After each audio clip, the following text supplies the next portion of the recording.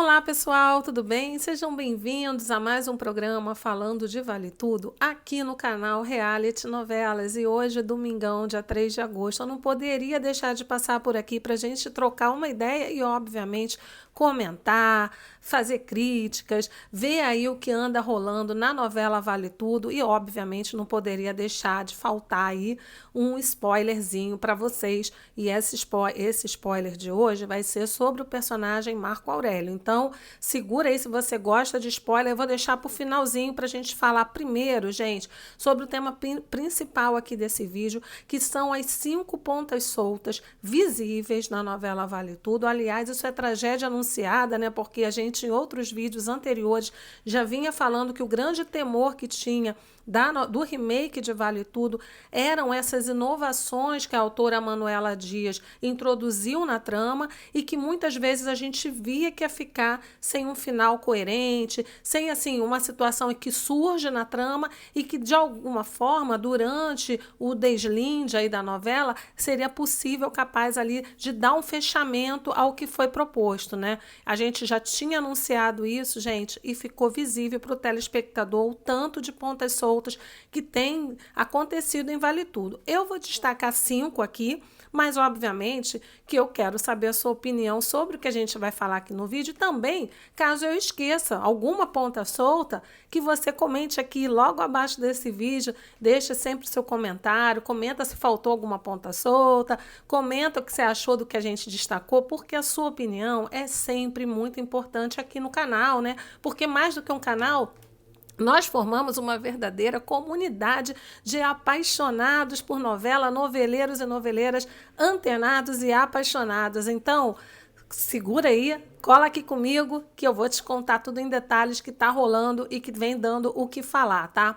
Gente, em primeiro lugar, eu queria destacar para vocês sobre a questão do bebê reborn. Para mim, essa foi uma ponta solta imperdoável. A autora Manuela Dias não sossegou o facho, né? Pegou ali uma novela com um roteiro, com um enredo fechadinho, bem costurado, né?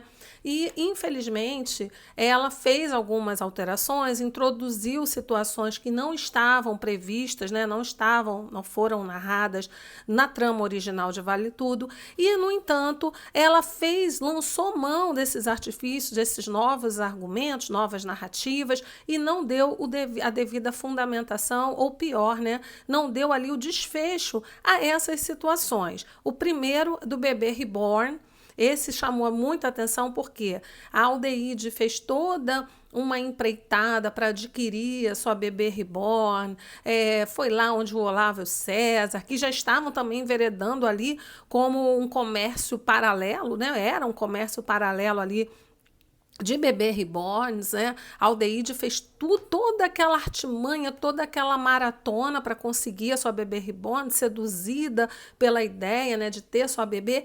E aí, de repente, gente, acontece em um capítulo que a mulher adquire o bebê reborn e logo em seguida, tá? No capítulo seguinte, a Aldeide já se desfazendo da bebê reborn, doando sua bebê reborn para uma criança, porque ela já estava ali, né, articulando o seu romance com o Laudelino. Foi logo quando começou a incrementar a história do Laudelino com a Aldeide, e aí ela se desfez da bebê reborn. Quer dizer, trouxeram uma narrativa, dataram a novela, porque trouxeram um tema que daqui a alguns anos isso vai ser irrelevante, né? Já vai ser superado, e aí fizeram essa discussão lá dentro da novela por nada, sem que nem para quê, e o pior de tudo, né? É não dar um desfecho adequado, porque você querer lançar temas atuais dentro da novela, querer levantar discussões, querer aí sacudir a sociedade com discussões e polêmicas, ok, mas então desenvolva aquilo que você está introduzindo, até porque essa questão de bebê reborn nem existia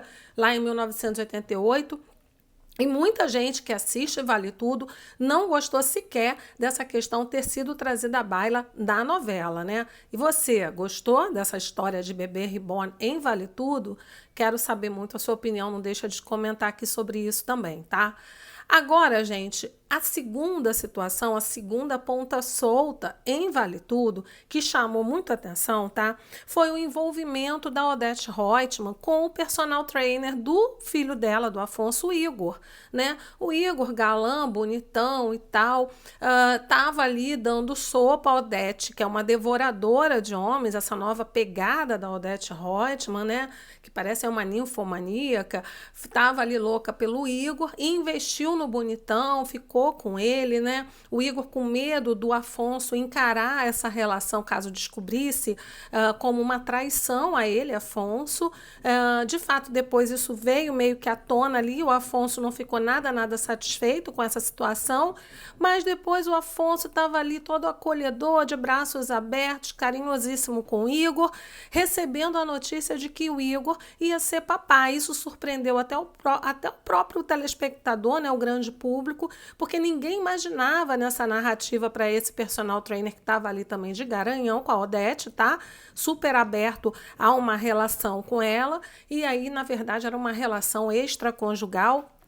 Pegou todo mundo de surpresa, pegou mal não só pela questão de ser uma relação extraconjugal com uma mulher ali que é uma dona de um império, uma mulher super poderosa, se sujeitando a isso, né? Mas também porque não teve uma narrativa, pelo menos com o Walter, mas isso também existia na trama original, a Odete se envolvia com o Walter, um bonitão lá, bem mais jovem que ela, mas ela ia ali desenvolvendo uma relação com ele, havia um enredo para o Walter, né, que essa semana, inclusive, vai entrar na Paladar, e entrava na Paladar com a função ali de derrubar a empresa da Raquel. Lógico que isso, mesmo na trama de 1988, foi desenvolvido no decorrer da novela, né, inicialmente a Odete quis o Walter porque era um cara galã, mais jovem, cheio de fogo para ela, e ela estava também querendo curtir.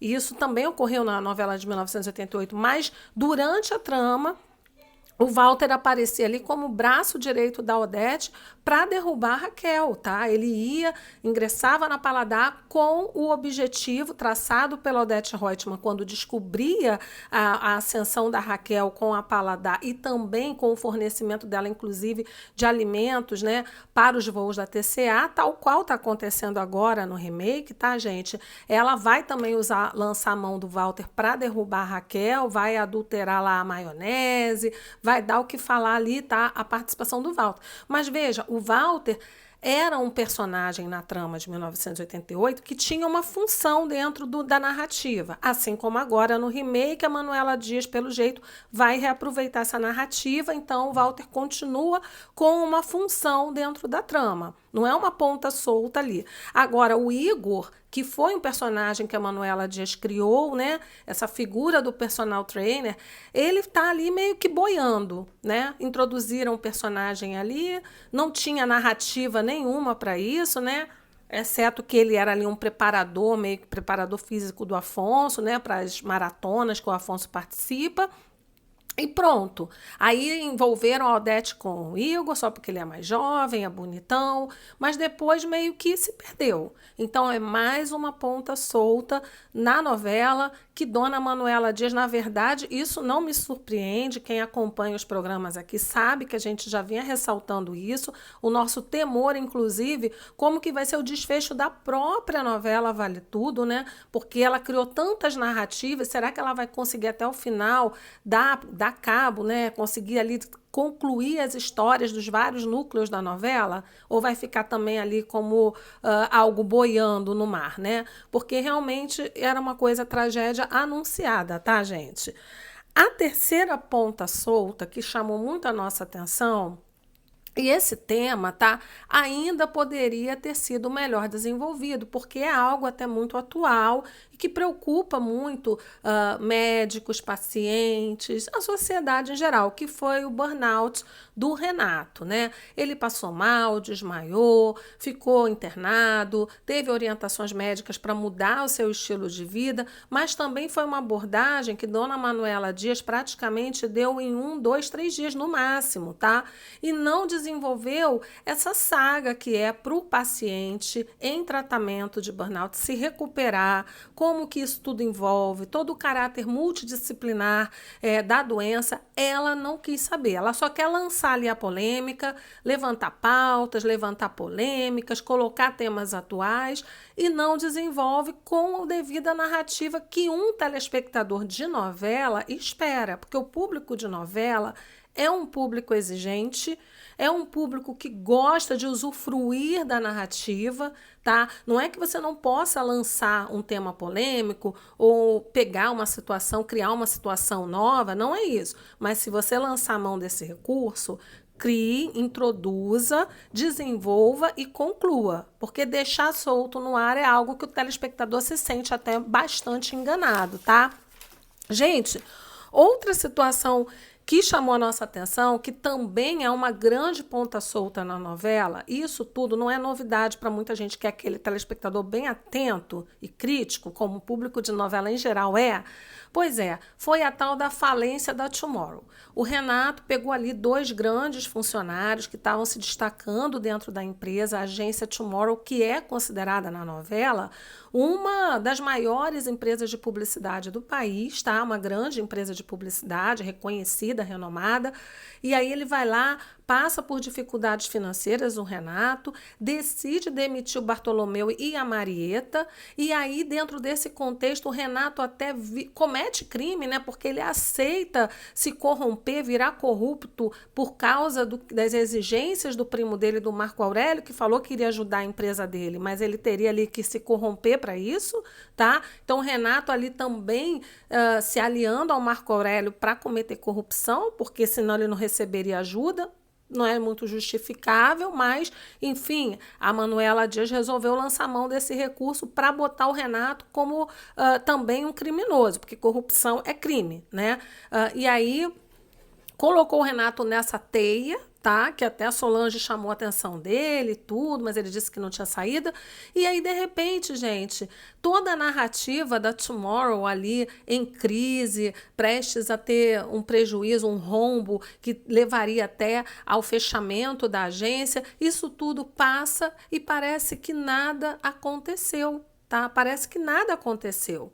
Nem sequer a dor na consciência do Renato por ter se vendido ali para o Marco Aurélio, né? Que o Marco Aurélio é um vigarista de primeira categoria. O Renato até então era um cara o quê? Honesto, né? Nem isso foi desenvolvido, tá? Foi uma discussão ali em 2, 3 capítulos no máximo e muito rapidamente, né? Em quadros pequenos e pronto, acabou, resolveu-se. Parece que a Tomorrow nunca passou por uma crise. Então, para mim, essa é uma ponta solta, gritante também dentro da novela e nos chama a atenção porque um cara honesto, que nem o Renato, de repente se vê numa teia de corrupção e a situação praticamente nem é tocada, acabou, findou e o telespectador nem viu ao que veio a tal da discussão, tá? E por fim, gente, a quinta ponta solta na novela Vale Tudo, que isso já também nos chamou muita atenção, foi a questão da obsessão do Marco Aurélio pela sobrinha Sarita, né? O Marco Aurélio que, quando viu a Sarita, se apaixonou, ficou ali obstinado que queria porque queria adotar a menina, queria passar a perna na irmã dele, né? Também na companheira dela, fez o que fez, até fechou ali conluio com a Maria de Fátima para pegar a documentação da adoção da menina, deixou as mães. A irmã dele estava hospitalizada, mas a Laís estava boazinha, ficou desesperada, né, com o sumiço da papelada, até que a Raquel foi ali, tomou a frente, através da investigação rápida que a Laís fez para esclarecer que foi a Maria de Fátima que subtraiu os documentos. A Raquel conseguiu reaver esses documentos para a Cecília, para a Laís, tá? E, gente, sinceramente, cadê a obsessão do Marco Aurélio? Parece que a menina nem nunca existiu na vida do Marco Aurélio. Estão aí capítulos e mais capítulos vindo ao ar e a gente não ouve mais o Marco Aurélio com aquele apego todo à sobrinha, Sarita. Ele nem mais toca no nome da menina, tá? Isso está passando aí em aberto. É uma situação que pareceu assim que nem ocorreu, toda a obsessão dele pela sobrinha, todo o amor grandioso que ele dizia que sentia pela menina, né? E é algo desnecessário. Para que criar uma narrativa nova se não vai conseguir concluir essa narrativa. Ainda que a novela continue, mas tente ali dar um arremate para a situação. Não, deixe em aberto, o telespectador fica realmente se sentindo muito bobo diante, assim, um otário diante dessa situação. Eu, pelo menos, me senti, tá? Eu fico olhando a novela, é porque a gente não consegue deixar de assistir. No caso daquele noveleiro raiz, não consegue deixar de assistir porque quer ver como é que vai terminar. Quer ver assim, pô, a mulher fez tanta coisa. Primeiro você começa a assistir porque você é fã de Vale Tudo. Aí você pensa, pode até ter modificações, porque é um remake, vai ter atualizações, tudo bem, mas vai ter ali um curso natural do enredo original, não vai mudar tanto. Aí a mulher muda tudo, tá sendo criticada até por vários autores renomados de novela, tá? Ela muda tudo, já descaracteriza totalmente o que a gente entende como remake, porque ela mudou toda, era melhor uma novela nova, todo mundo aqui no canal, a maioria das pessoas já opinaram também nesse sentido, eu concordo, e também vários autores de novela já falaram isso, muda tudo, mas depois não consegue, dentro dessas mudanças, pelo menos, dar uma coerência narrativa, né? Desenvolve o enredo de uma forma que a gente tenha prazer em assistir e não se sinta ludibriado, enganado pela produção da novela. Mas, infelizmente, não é isso que a gente tem visto. A gente não deixa de assistir porque é noveleiro raiz mesmo, mas que dá raiva, dá raiva.